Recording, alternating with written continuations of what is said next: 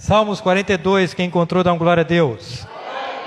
Deixa Deus falar, amém, continuar operando como Ele tem feito através dos louvores. Então, antes de lermos, estenda tuas mãos aqui e peça graça, misericórdia, para ser um instrumento nas mãos do Senhor.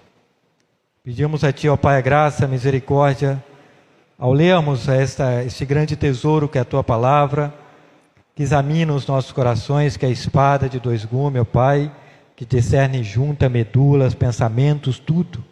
Que o Senhor possa estar nos curando, nos libertando, nos dando o avivamento necessário, porque a fé vem pelo ouvir a Tua palavra, Senhor.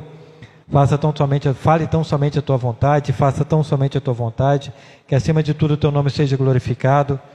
Oramos assim, te rendendo graças, em nome do Seu Filho amado Jesus. Amém e amém.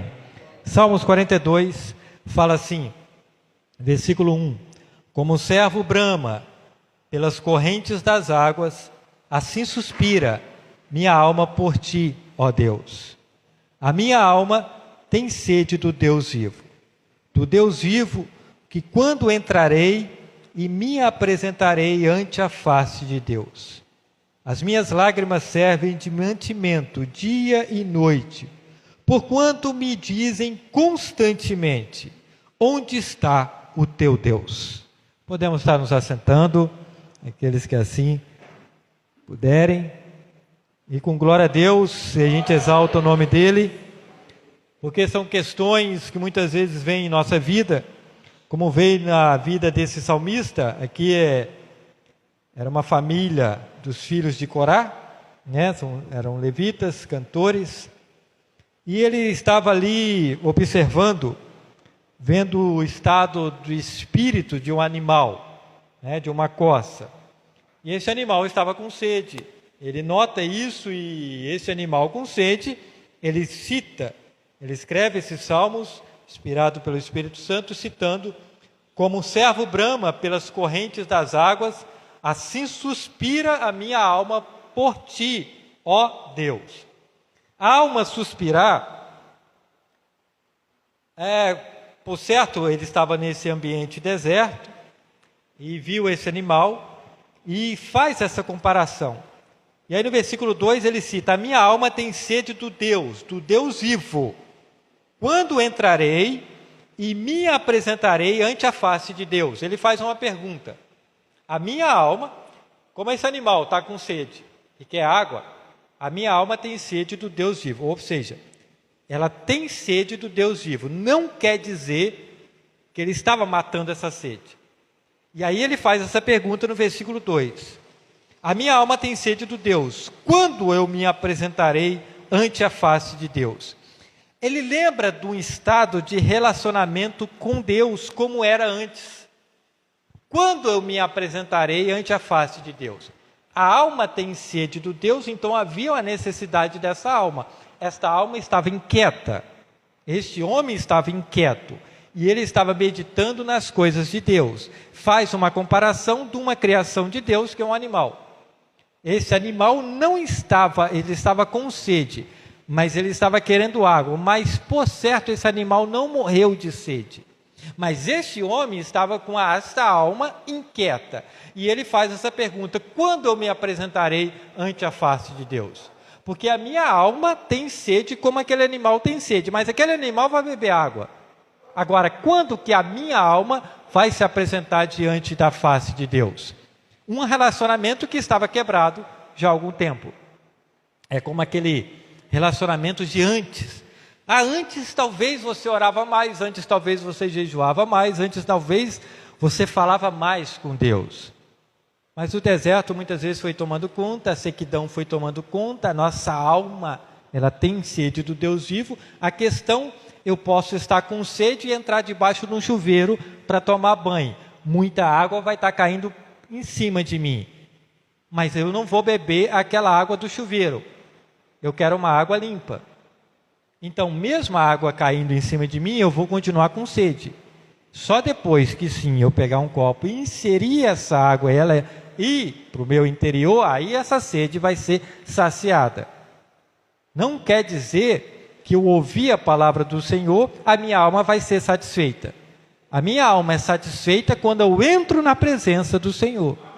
Por isso que ele faz essa pergunta: quando eu entrarei diante da tua presença? Porque buscar-me-ei e me acharei quando? Quando me buscar de todo o vosso coração. O que é de todo o vosso coração? De toda a vossa alma. Todas as nossas emoções em Cristo Jesus. Porque eu posso estar sentado, eu posso estar pregando aqui, eu posso estar em pé, mas eu não estou, de repente, com todas as minhas emoções, com toda a minha alma em Cristo. Quando eu me apresentarei diante da face do Senhor?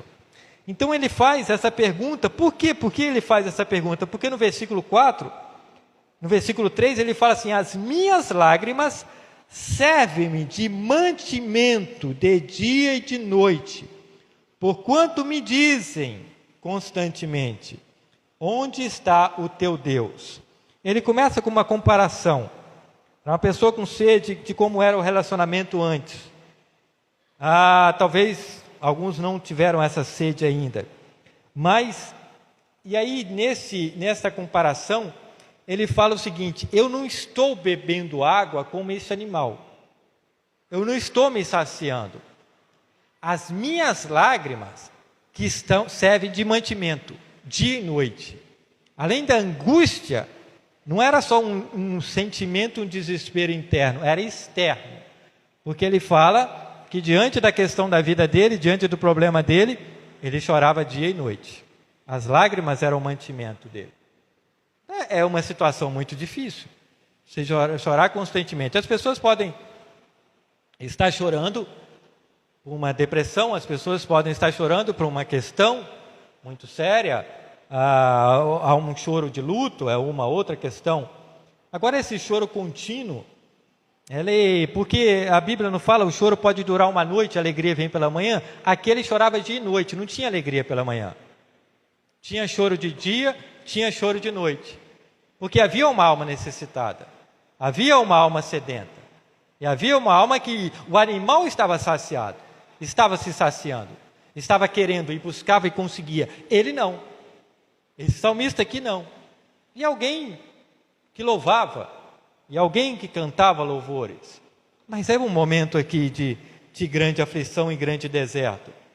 E ok, mas esse choro da noite, e cadê a alegria do dia? Não tinha. E o que acontece com muitas pessoas? Porque não é apenas citar um versículo: o choro pode durar uma noite, a alegria vem pela manhã. Essa alegria, ela vem pela manhã, não quer dizer uma manhã de 24 horas. Às vezes são meses, às vezes são anos. E muitas vezes passa uma vida sem ter a alegria completa que o Senhor pode nos dar. Porque a alegria do Senhor que é a nossa força. Agora, aqui está uma situação desesperadora.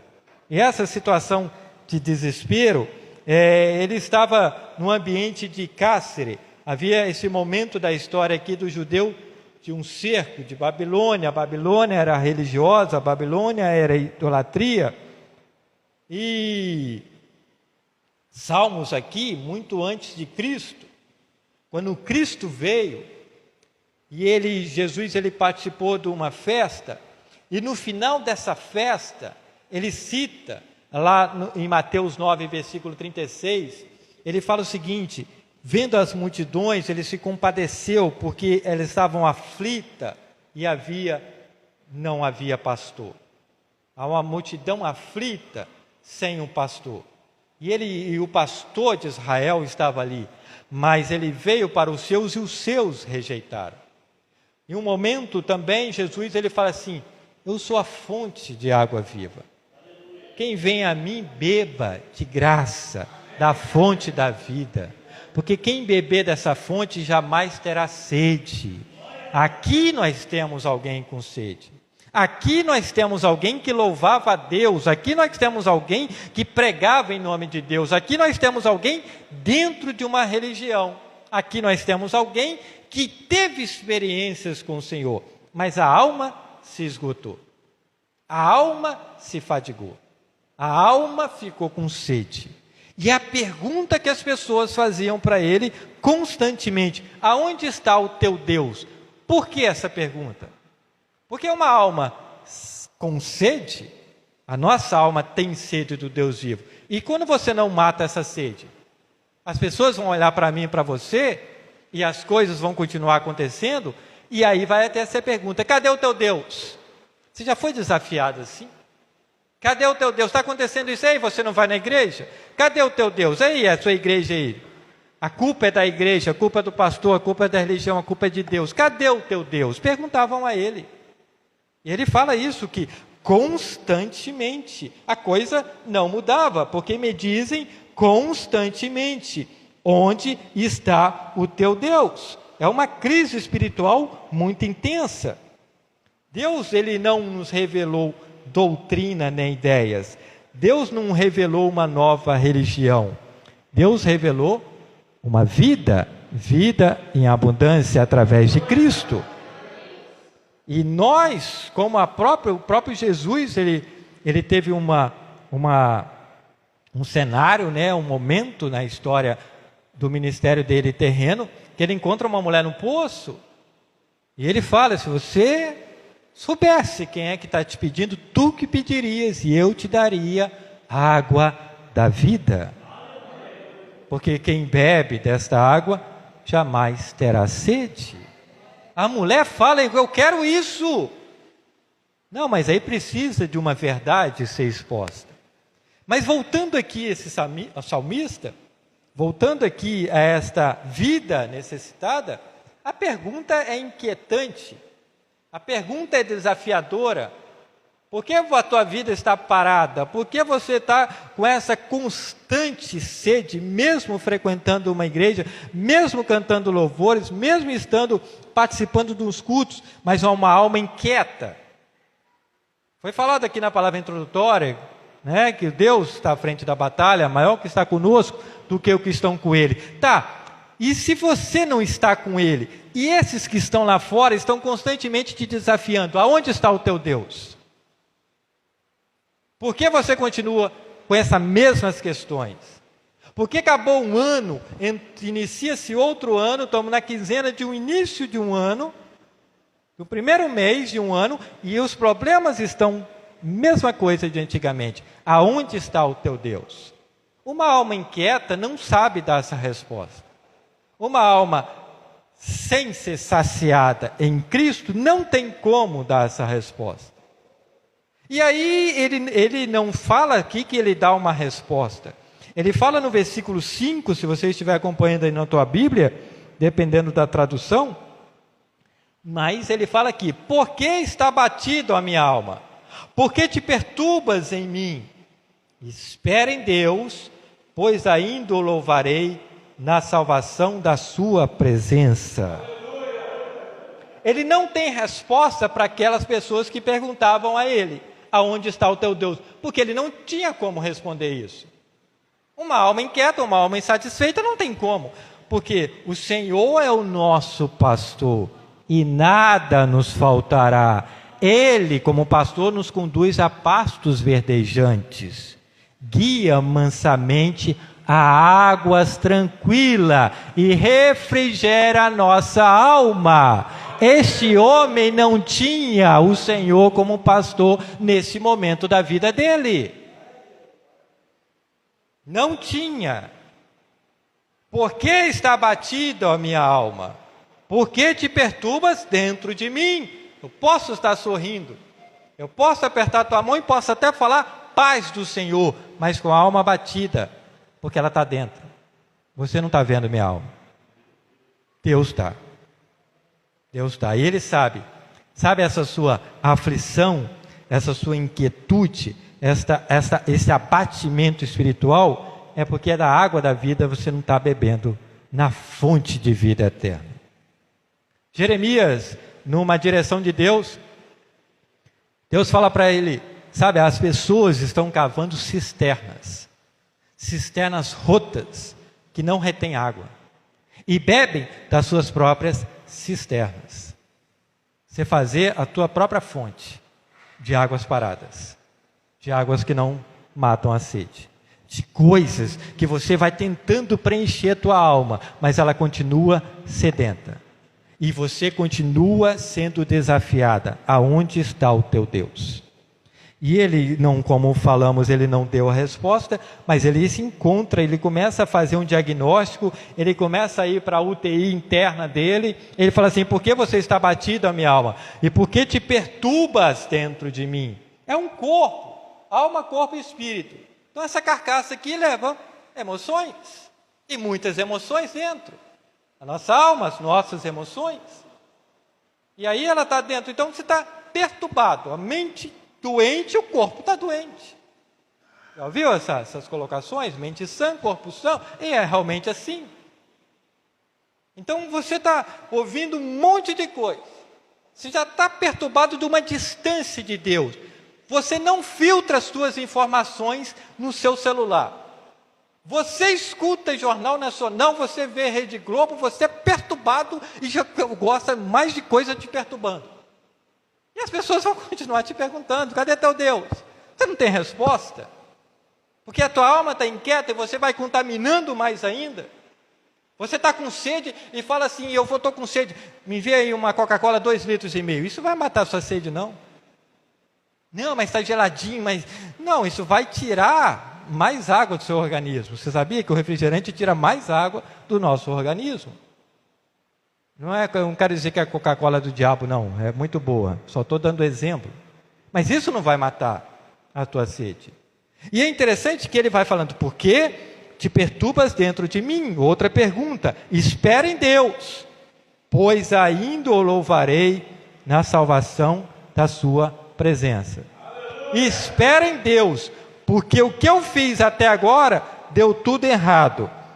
Tudo errado. O que eu estou tentando fazer para me satisfazer, está dando errado. Não, mas eu estou na igreja, eu estou aí.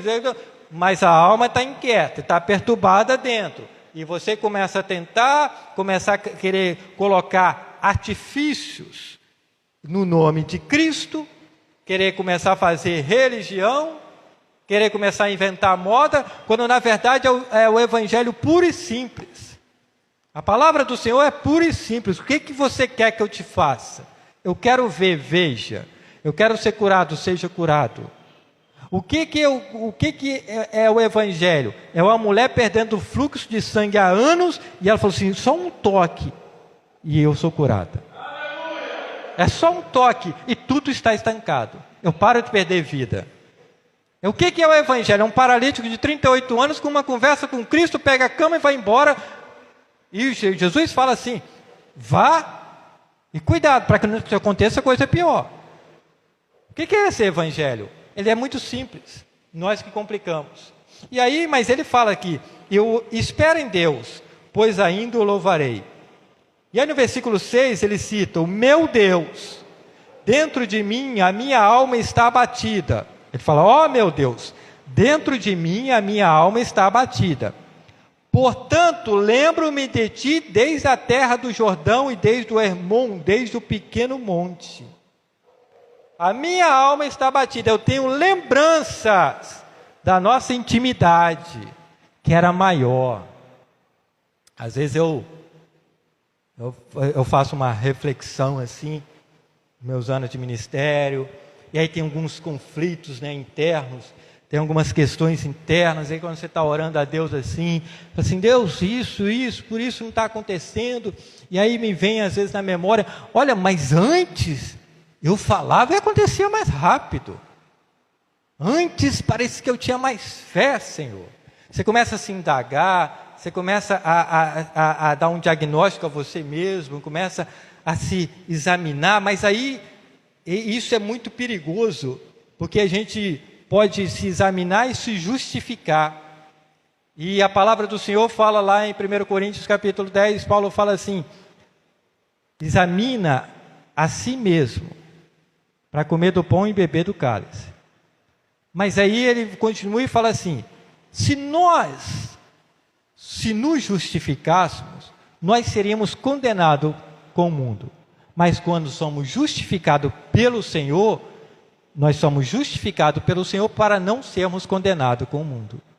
É a mesma coisa que o Davi, ele fala assim: Senhor, sonda-me, e o Senhor me conhece, vê se há em mim caminho mau e guia pelo caminho eterno. O autoexame vem de Deus. A autoanálise vem de Deus. Por isso ele fala assim: espere em Deus, porque eu ainda o louvarei. E aí ele começa a fazer uma retrospectiva. Ele falou assim: lembro-me de ti desde a terra do Jordão, a nascente do Jordão. A nascente do Jordão, portanto, lembro-me de ti desde a terra do Jordão, desde do Hermon. É a mesma coisa, como o Monte Hermon, que desce como orvalho sobre a barba e vai dando uma continuidade. O Jordão, ele nasce, e aí depois ele vai tomando uma força muito grande. Em alguns momentos é como um grande rio forte, e em outros momentos ele é mais tranquilo, até desaguar no Mar Morto. E ele vai lembrando toda uma trajetória. Sabe, às vezes nós temos que dar essa pausa, não ir para um deserto e observar um animal, observar a nossa vida. Não cai uma folha de uma árvore se não for da vontade do Senhor. Observar uma folha caindo. Então, assim, por que desses tropeços? Por que desses desafios, das pessoas me perguntando onde está o teu Deus? Quando que eu vou realmente fazer uma retrospectiva e começar a me lembrar onde eu tenho caído e voltar às primeiras obras? E me arrepender verdadeiramente, e não ser um crente, um evangélico, YouTube, midiático, um evangelho raso, mas ser um servo de Cristo verdadeiramente na palavra do Senhor, esperar em Deus para me apresentar diante dEle, não é diante de nada ou coisas ou homem algum, diante dEle. Porque a minha alma está inquieta, essa alma não pode continuar inquieta e muito menos perturbada. Eu não posso chegar na presença do Senhor e continuar com a alma perturbada. Quando eu vou me apresentar diante dEle, eu posso chegar diante de um juiz e com minha boca calada, e a questão está ali para resolver, e o advogado está lá, e me fazer uma pergunta, para me falar de uma defesa, e eu ficar quieta. Ficar quieto em juízo. Eu posso ser condenado, absolvido, não falei nada. Mas eu posso chegar para esse juiz e botar minha colocação, ter falado antes para o meu advogado, e botar ali a minha causa, que às vezes eu posso ser justificado, absolvido, e com a causa favorável à minha vida. Então eu posso chegar diante de Deus e ficar parado. Eu posso chegar na igreja, cantar um louvor, e aí fala assim: você entrou aqui e não vai sair do mesmo jeito. Não, você pode sair do mesmo jeito. Talvez ainda pior, porque você veio, ouviu e não pratica a palavra do Senhor e se enganou a si mesmo. E a alma continua na segunda-feira perturbada, angustiada, na terça-feira perturbada, na quarta desesperada, e aí vai continuando a vida. E as pessoas vão perguntando: cadê o teu Deus?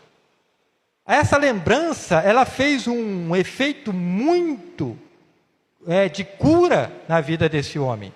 E como é nas nossas vidas? É lembrar no início da tua caminhada.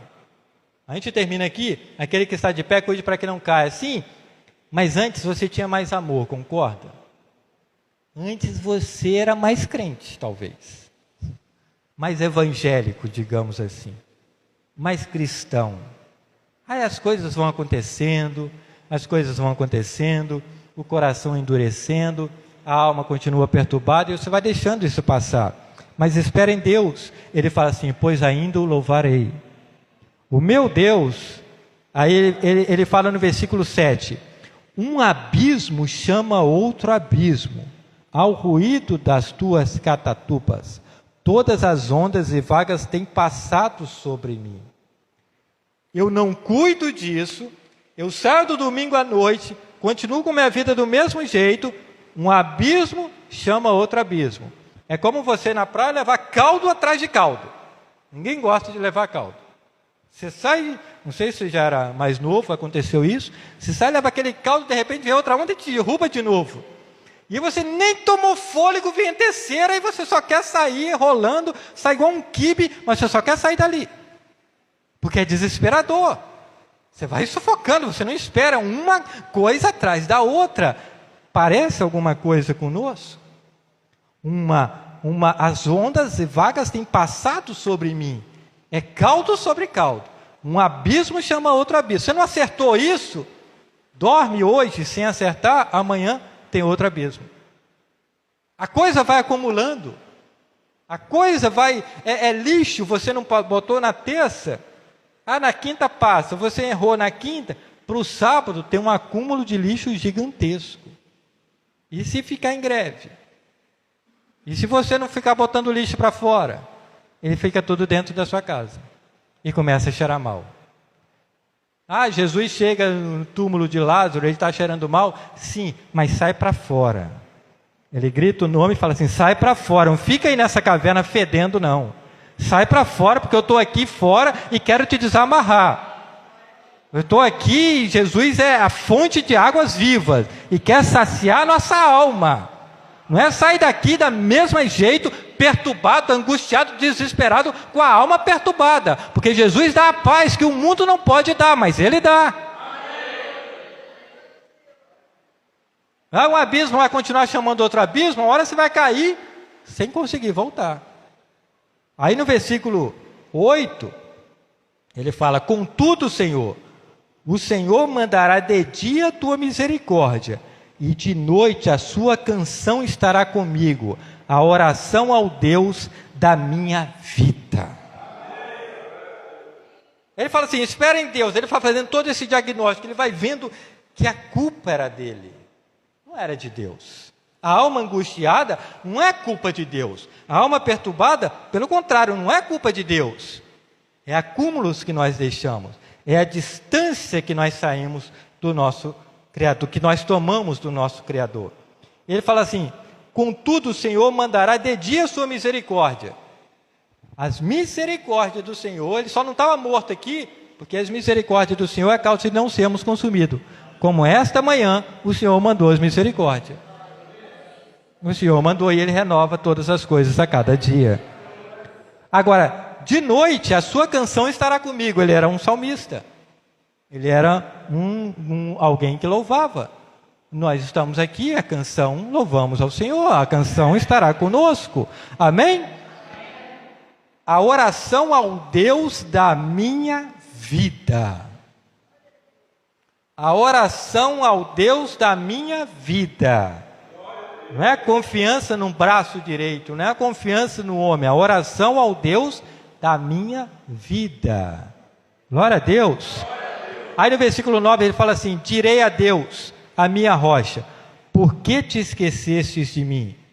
Por que ando angustiado por causa da opressão do inimigo? Aí é interessante, isso parece da Assembleia de Deus Jesus é Rei, esse cara aqui. Porque ele começa angustiado, ele faz a comparação ao animal, ele começa a fazer um diagnóstico, ele vê e entende que é ele que está distante de Deus. Quando me apresentarei diante da tua face? Quando me lembro disso, a minha alma perturba dentro de mim. Quando irei diante da tua presença? Aí ele fala, porque está batido, as pessoas estão me desafiando, perguntando onde está o meu Deus. Espera em Deus, pois ainda o louvarei. Aí quando ele começa aqui, e fala assim, contudo o Senhor mandará de dia a sua misericórdia, e de noite a sua canção estará comigo. É o versículo 8, a oração do Deus da minha vida. Parece o quê? Ele encontrou o diagnóstico e começou a ter uma solução, e começou uma cura. Ele chega no versículo 9 e a crise volta. Sai de um culto, ouve uma palavra, passa 2 dias, a crise volta. Aí ele começa a falar assim, direi a Deus, que é a minha rocha. Ué, se é a rocha, por que te esquecestes de mim? Por que ando angustiado por causa da opressão do inimigo? Por quê? Deus, o Senhor é minha rocha. Se é a rocha, ele estaria firme. Davi, quando ele falou aqui, esse não é Davi, é um dos filhos de Corá. Ele fala assim, espera em Deus, pois ainda o louvarei. Espera em Deus, o louvarei na salvação da sua presença. Espera em Deus, pois ainda o louvarei. Espera em Deus, pois ainda o louvarei. Depois entra nessa novo ciclo vicioso de inconstância, de duplo ânimo. Davi, no Salmos 40, ele fala assim, esperei com paciência no Senhor. Ele se inclinou para mim e ouviu o meu clamor. e me tirou do lago de lodo e pôs os meus pés numa rocha. Aí Davi entendeu, esse aqui não. Espera em Deus, pois ainda o louvarei. Ele não esperou. No versículo 9 ele já está numa outra crise, colocando Deus da minha rocha. Não era, porque essa pergunta, por que te esqueceste de mim? Deus esquece de nós? Não, ele tinha encontrado esse diagnóstico, ele tinha esquecido de Deus. Lembro-me como era no Jordão, lembro-me, ele estava na lembrança. Não é que Deus se esqueceu dele, ele se esqueceu. Mas a gente entra em crise em 2, 3 dias. As pessoas passam o Mar Vermelho com um grande apoteótico de Deus operando. 3 dias depois eles estavam reclamando de águas amargosas. Ou pessoas inconstantes que nós somos. Basta, como Jonas, num dia estava lá com o sol quente, Deus manda uma planta, faz sombra sobre ele, no outro dia a planta morre e já está pedindo para morrer. E é interessante, você está aí? Amém. Por que te esqueceste de mim? Direi a Deus, por que esqueceste de mim? Por que ando angustiado? Por causa da opressão do inimigo. Por que você anda angustiado por causa da opressão do inimigo? Se sujeita a Deus. Busca a Deus. Se sujeita a Deus. Resiste ao diabo e ele fugirá de vós. A solução está aqui. Sujeita a Deus. Deus se esqueceu? Pode até uma mãe se esquecer, mas jamais o Senhor esquecerá daqueles que Ele ama. Então não tem justificativa aqui, essa nova crise nesse versículo 9, e esse deserto, talvez o sol ficou mais quente, e aí começou a fritar alguns miolos aqui, e a pessoa entra em crise muito rápido, e aí no versículo 10, como a ferida mortal em meus ossos, me afronta os meus adversários, quando todo dia me dizem, onde está o teu Deus? Esse era o problema dele. O desafio das pessoas. Temos uma pessoa aqui, a nível de muito preocupado com o que as pessoas estavam falando dele. Por que a preocupação dele? Porque ele teve um relacionamento muito grande anterior com Deus. E talvez antes falavam, você é um homem de Deus, hein? Você é uma mulher de Deus. Mas agora, a vida dele é uma constante pergunta, onde está o teu Deus? Porque as pessoas começaram a notar que ele perdeu essa comunhão. As pessoas começaram a notar, e talvez olhavam nos olhos dele, talvez olhavam na face dele, viam uma alma perturbada, uma alma aflita, e uma alma que estava na igreja, uma alma que cantava louvor, uma alma que lia a Bíblia, não pode estar perturbada e aflita. Você está aí? Amém. E as pessoas constantemente afronta do inimigo, onde está o teu Deus? No versículo 11, porque está batido a minha alma, porque te perturbas dentro de mim? Espera em Deus, pois ainda o louvarei. Ele é a salvação da minha face e o meu Deus. Amém? Amém? Termina o Salmos 42 aqui. Ele termina quase do jeito que iniciou. Porque está batida, ó minha alma, e por que te perturbas dentro de mim? Vem um ciclo, começa a encontrar a cura, ouve uma boa palavra, começa a restauração, a crise volta. Por que está batida, ó minha alma? Por que te perturbas dentro de mim? E aí a pergunta, ele fala, espera em Deus, pois ainda o louvarei. Ele é a salvação da minha face e o meu Deus. Amém? Amém? Espera em Deus, pois ainda o louvarei. Talvez ele esteja terminando assim, e podemos fazer essa conjectura, que ele entendeu um tempo que a coisa iria mudar, que a coisa iria se transformar, que a coisa iria se renovar, porque ainda o louvarei. Não terminaria naquele deserto dele ali, físico e principalmente espiritual.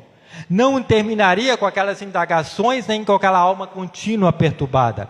Não terminaria com aquele abismo chamando outro abismo. Não terminaria com a afronta das pessoas perguntando a ele: onde está o teu Deus? Ele fala: ainda o louvarei. Ainda vai ter solução. Eu vou ter restauração. Ainda o louvarei como antes. Ainda o louvarei, renovarei, avivarei, me restaurarei, sairei da caverna, mesmo que esteja cheirando mal em 4 dias, Jesus restaura todas as coisas. Ainda o louvarei, porque Ele é o Deus da minha salvação. Ele é a salvação da minha face e o meu Deus da minha face. Agora aqui, antes ele estava: quando me apresentarei diante dele. Agora ele está terminando: ele é a salvação da minha face. Talvez essa comunhão estivesse mais restaurada, ele já estivesse começando a ver a graça de Deus, a ver a graça de Deus, a restauração por completa. Glória a Deus. Eu quero terminar essa palavra em 2 Coríntios capítulo 6, no versículo 2, se for projetado aqui. 2 Coríntios capítulo 6, versículo 2. Ainda o louvarei. Glória a Deus. 2 Coríntios capítulo 2, 2 Coríntios capítulo 6, versículo 2, fala assim: porque diz: ouvi-te em tempo aceitável, e te socorri no dia da salvação. Eis aqui agora o tempo aceitável. Eis aqui agora o dia da salvação. O Senhor está nos ouvindo. O Senhor está nos ouvindo. Nós não falamos a palavra em nome de Jesus? Você não orou junto comigo, pedindo assim: Deus, fala em nome do Senhor? Nós estamos aqui meditando nas Escrituras. Nós estamos aqui fazendo uma comparação muito interessante de alguém que viveu as mesmas questões e séculos lá atrás. Mas é que é mesmo as demandas da nossa alma nos nossos dias, e principalmente nos nossos dias. Mas nós temos a rocha, que é Cristo, e nós temos a fonte da vida eterna, que é Cristo. Nós temos a salvação. E aí entendemos o seguinte: não, um amanhã não vai ser um abismo sobre outro abismo, não. Ele fala algo muito interessante: as minhas lágrimas servem de mantimento. Pelo menos ele se quebrantava.